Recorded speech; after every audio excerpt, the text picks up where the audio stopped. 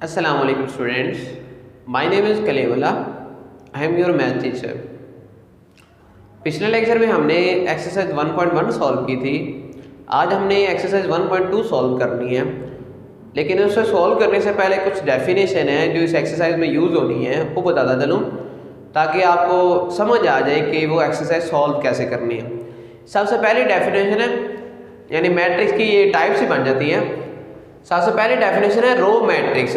अब नाम से जाहिर हो रहा है, रो का मतलब रो कितार होती है, यानी ऐसा मैट्रिक्स जिसमें सिर्फ एक ही रो, उसे रो मैट्रिक्स कहते हैं। फॉर एग्जांपल ये आपने 1 2 3 एक ले लिया, मैट्रिक्स ले लिया, अब इसमें सिर्फ एक ही रो है, तो उसे आप क्या कहोगे? इसे कहोगे रो मैट्रिक्स। तो ये इसकी रो मैट्रिक्स की पहली टाइप। उसके बाद कॉलम मैट्रिक्स। कॉलम मैट्रिक्स में सिर्फ एक कॉलम होता है, यानी इसी को आप इस तरह लिख लें 1 2 3। अब ये नंबर कॉलम में लिखा हुआ है, तो इसे क्या कहेंगे हम? Column matrix. ये हमारे पास कॉलम मैट्रिक्स है। अब थर्ड डेफिनेशन है रेक्टेंगुलर मैट्रिक्स। रेक्टेंगुलर ये होता है जिसमें आपके number of rose, number of column आपस में इक्वल ना हो। ये एक मैट्रिक्स ले लिया 2 -4 3, ये 1 4 यहाँ 6 ले लिया। ये नंबर कोई मैट्रिक्स ले लिया, यानी हमने कोई भी मैट्रिक्स ले लिया। अब इसमें नंबर ऑफ रोज देखें, नंबर ऑफ रोज हमारे पास 2 है, नंबर ऑफ कॉलम कितने हैं? 3। जब नंबर ऑफ रोज और नंबर ऑफ कॉलम आपस में इक्वल ना हो तो उसे आप कहते हो रेक्टेंगुलर मैट्रिक्स। Rectangular matrix. लेकिन अगर इक्वल आ जाए, इसी को इस तरह लिख ले 2 -4 1 4, ये ले ले। अब इसमें नंबर ऑफ रोज और नंबर ऑफ कॉलम इक्वल है, तो जब नंबर ऑफ रोज और नंबर ऑफ कॉलम इक्वल हो जाए तो उसे कहते हैं स्क्वायर मैट्रिक्स। ये हमारे पास एक स्क्वायर मैट्रिक्स बन जाता है। ठीक है, पहले number of rose number of column अगर इक्वल ना हो तो रेक्टेंगुलर, अगर इक्वल हो तो स्क्वायर मैट्रिक्स। उसके बाद आता है हमारे पास नल और जीरो मैट्रिक्स। अब नाम यही नल और जीरो, मतलब क्या है कि मैट्रिक्स के अंदर एलिमेंट जो है आपके सारे के सारे जीरो हो, जीरो वाले एलिमेंट आ जाए। ये इसी को 0 0 0 0, ये एक नल और जीरो मैट्रिक्स है। नल कह लें या जीरो मैट्रिक्स कह लें, इसे ओ से डोनेट किया जाता है। और या इस तरह भी हो सकता है, खाली जीरो भी हो सकता है। अगर तीन कॉलम भी हो तब भी वो क्या होगा? नल और जीरो मैट्रिक्स है। उसके बाद है ट्रांसपोज मैट्रिक्स है। ट्रांसपोज क्या होता है? यानी कोई भी मैट्रिक्स आपको दिया गया, उसका जो ट्रांसपोज लेते हैं उसे ट्रांसपोज मैट्रिक्स। अब ट्रांसपोज में होता क्या है? यानी ये एक मैट्रिक्स आप ले लिया, ये ले ले भैया, इसे ए का नाम दे दिया 2 -4 1 4। अब इसका हमने ट्रांसपोज लेना है। ट्रांसपोज टी, छोटा सा टी ऊपर लिख देते हैं 1 4। अब ट्रांसपोज में ये रो है, इसे कॉलम में चेंज करना है, रो को कॉलम में या कॉलम को रो में। जब हम इंटरचेंज करते हैं उसे आप कहते हो ट्रांसपोज। ये रो है, इसे कॉलम में लिख लिया, ये रो है, इसे कॉलम में लिख लिया, ये हमारे पास इसका ट्रांसपोज आ गया। या ये समझ लें, ये कॉलम लिखा हुआ था, हमने रोज में लिख दिया, ये कॉलम में लिखा हुआ वैसे रोज में लिख दिया, तो ये भी ट्रांसपोज मैट्रिक्स है। नेक्स्ट डेफिनेशन है नेगेटिव मैट्रिक्स। नेगेटिव नाम यही नेगेटिव, मतलब मैट्रिक्स को चेंज कर देना, उसका साइन चेंज कर देना। जो भी मैट्रिक्स दिया गया उसके साइन चेंज कर देना, उसे नेगेटिव मैट्रिक्स कहते हैं। ये b = -2 -4 5 और 6, ये एक मैट्रिक्स ले लिया। अब इसका नेगेटिव मैट्रिक्स क्या होगा? इसके साइन चेंज कर दो, ये माइनस का प्लस हो जाएगा, ये माइनस का प्लस हो गया, ये प्लस का माइनस हो गया, ये प्लस का ये माइनस हो गया, तो ये क्या होगा? Negative matrix. यानी किसी भी मैट्रिक्स के जो साइन चेंज करते हैं उसे नेगेटिव मैट्रिक्स कहते हैं। उसके बाद नेक्स्ट डेफिनेशन है सिमेट्रिक मैट्रिक्स। सिमेट्रिक क्या होता है? अगर किसी मैट्रिक्स का ट्रांसपोज लिया जाए और वही वैल्यू आ जाए तो उसे कहते हैं सिमेट्रिक मैट्रिक्स। एग्जांपल ले लेते हैं, a = कोई वैल्यू ले लिया आपने 1 -1 -1, यहाँ 2 ले लिया, ये आपने एक मैट्रिक्स ले लिया। अब इसका ट्रांसपोज लिया, a ट्रांसपोज = 1 -1 -1 2 है, इसका ट्रांसपोज लिया, ये रो है, इसे कॉलम बना दिया, ये रो है, इसे कॉलम बना दिया। अब देखें इसमें और इसमें कुछ फर्क है, यानी वही मैट्रिक्स हमारे पास a का ट्रांसपोज हमने लिया है, तो हमारे पास a मैट्रिक्स ही आ गया है, तो उसे आप क्या कहोगे? सिमेट्रिक मैट्रिक्स है। ये हमारे पास है सिमेट्रिक मैट्रिक्स है, ये सिमेट्रिक मैट्रिक्स है।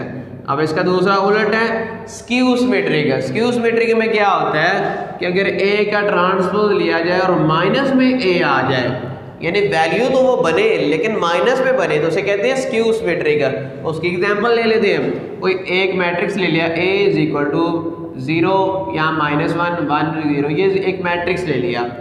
अब इसके हम लेते हैं इसका ट्रांसपोज लिया, A ट्रांसपोज इक्वल टू 0 -1 1 0, इसका ट्रांसपोज लिया। अब ये हमारे पास रो है, ये बन जाएगा कॉलम, ये रो है, ये बन गया कॉलम।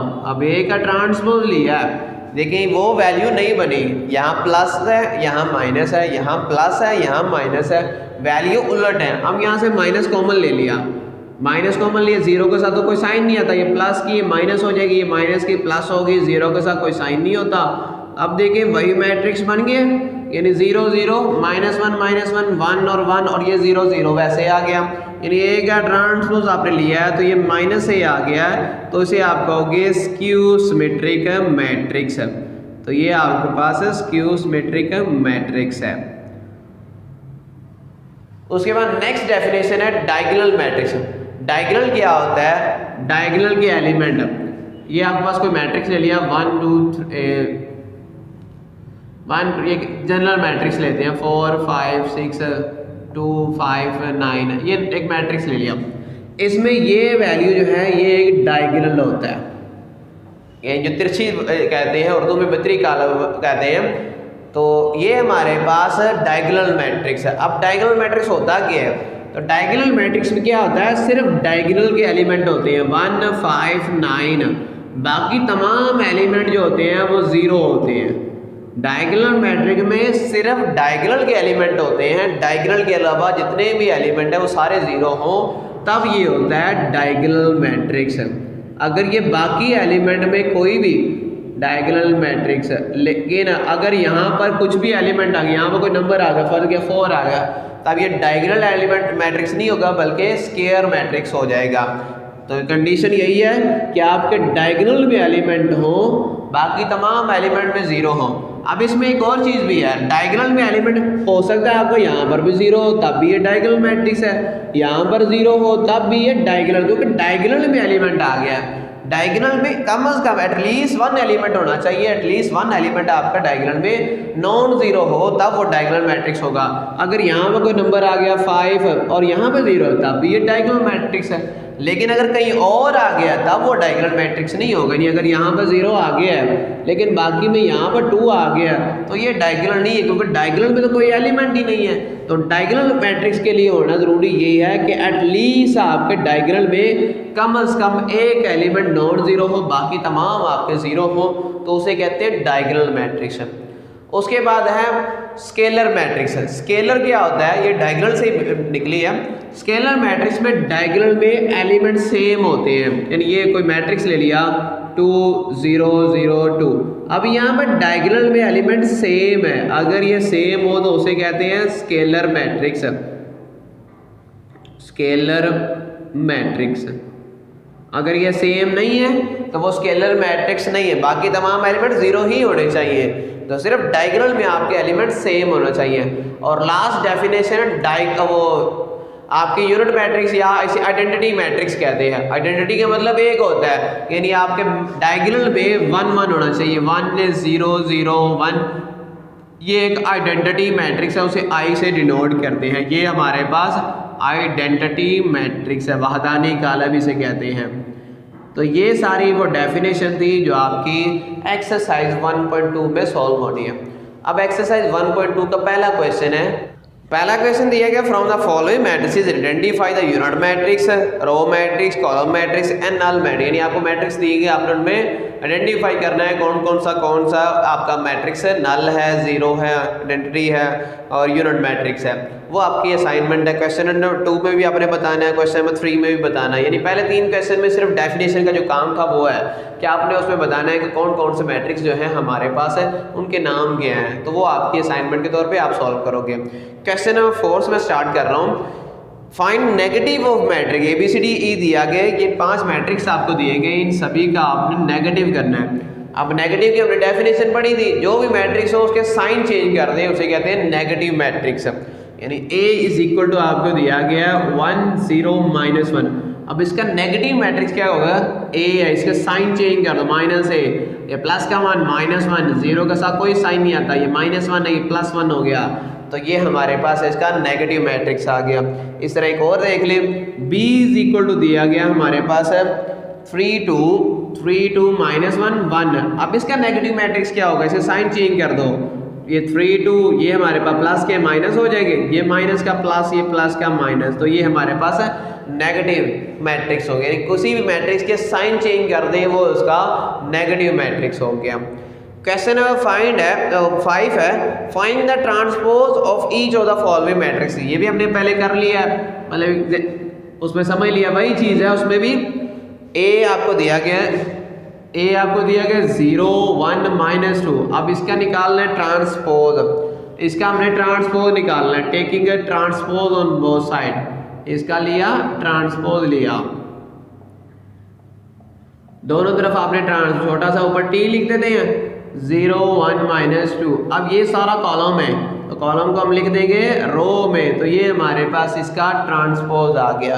डेफिनेशन में एग्जांपल समझा दी थी, वही सेम है, सिर्फ आपने जो रो होगी उसे कॉलम बना देना, जो कॉलम होगा, या दो काम है, या रो को कॉलम में चेंज करें या कॉलम को रो में चेंज कर ले, दोनों में से एक चीज़ करनी है, या रो चेंज करनी है कॉलम, दोनों को इकट्ठा नहीं करना, सिर्फ एक चीज़ सॉल्व करनी है।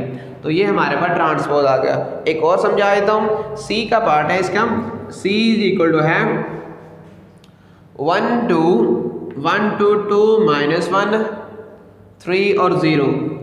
ये हमारे पास मैट्रिक्स दिया गया, इसका ट्रांसपोज लेना है, taking transpose on both side, इसका ट्रांसपोज लिया, taking transpose on both side, see इसका ट्रांसपोज इक्वल टू 1 2 2 -1 3 और 0 पर इसका ट्रांसपोज।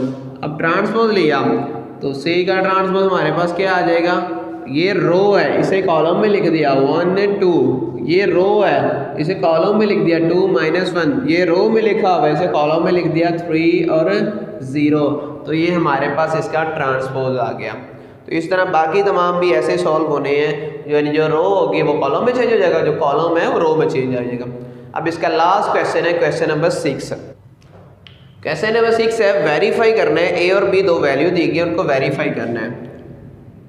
ए की वैल्यू हमें दी गई है 1 2 0 1 1 2 0 1 और बी की वैल्यू हमें दी गई है 1 2 1 1 2 और 0, ये हमें दी गई है। अब वेरीफाई क्या करना है, पहला पार्ट इसका है ए का ट्रांसपोज, फिर ट्रांसपोज वो हमारे पास ए के इक्वल होता है, यानी ए का डबल ट्रांसपोज ले तो हमारे पास वही एलिमेंट दोबारा आ जाता है, ये हमने प्रूव करना है।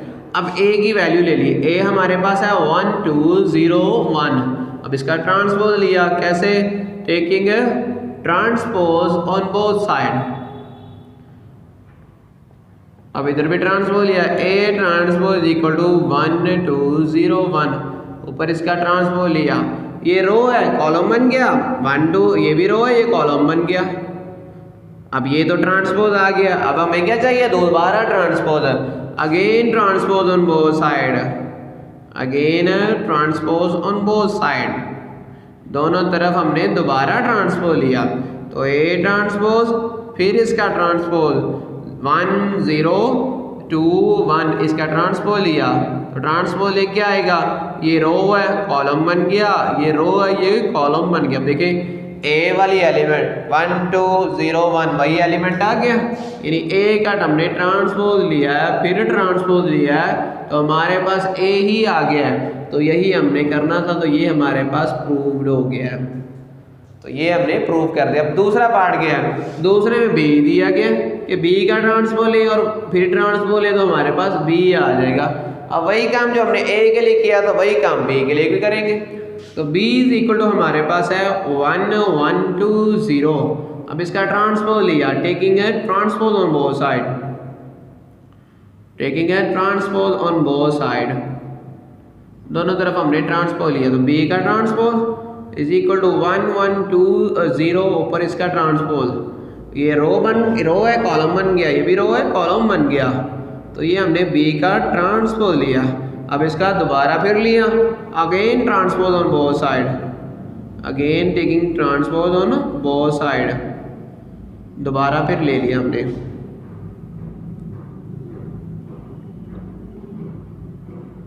अब दोबारा लेंगे तो क्या आ जाएगा, बी ट्रांसपोज ऊपर पे ट्रांसपोज इक्वल टू आ गया 1 2 1 0। अब इसका ये रो है, कॉलम बन गया, ये रो है, कॉलम बन गया। अब देखें ये बी की वैल्यू आ गई है नहीं आई, यानी हमने दो दफ़ा ट्रांसपोज लिया, हमारे पास बी की वैल्यू ही आ गई है। तो यही हमने प्रूव करना था, तो ये हमारे पास प्रूव हो गया है। तो यहाँ तक एक्सरसाइज 1.2 हमारी कंप्लीट हुई। अगर इसमें कोई मसला हो तो आप पूछ सकते हैं, और अगर वीडियो अच्छे लगे तो लाइक और शेयर लाजमी कर दें। थैंक यू, अल्लाह हाफिज़।